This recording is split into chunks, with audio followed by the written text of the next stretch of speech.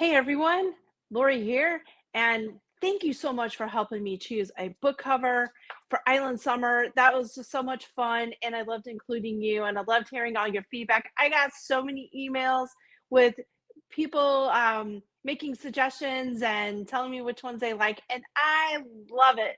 Thank you. I'm going to be sending you Coastal Christmas on my next newsletter so that you can help me there as well if you want to.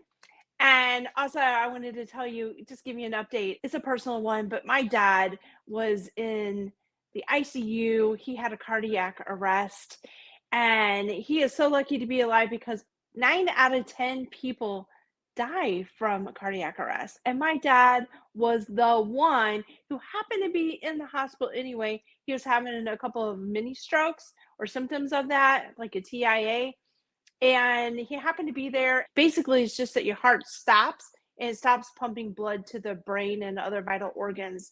And he is just amazing. After 5 rounds of CPR, they were able to get a trace pulse and air fly him to another hospital about a half hour away from them.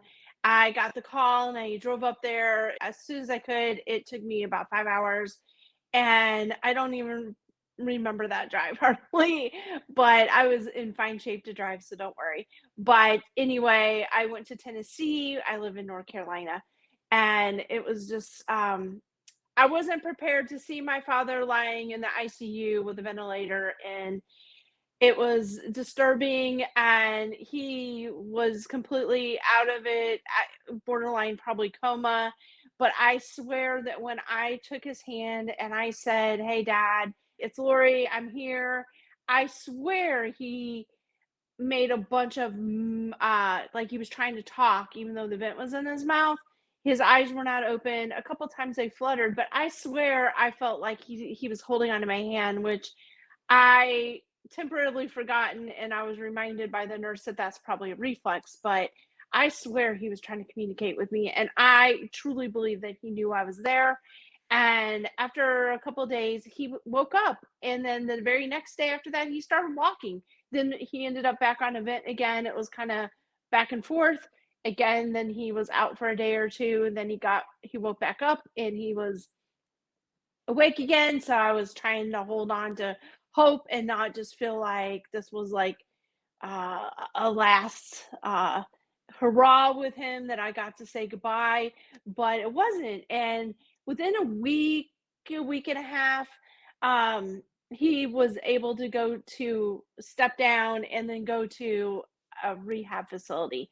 And then from there, he was there for 15 days, and then he just returned home with my bonus mom, as I call her. She's my stepmom, and with home health. I mean, this is a walking miracle that he is.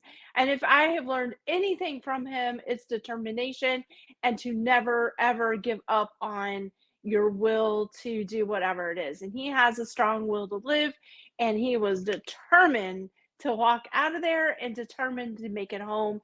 And he did. And the thing of it is after 2 minutes, there's often that's when brain damage starts.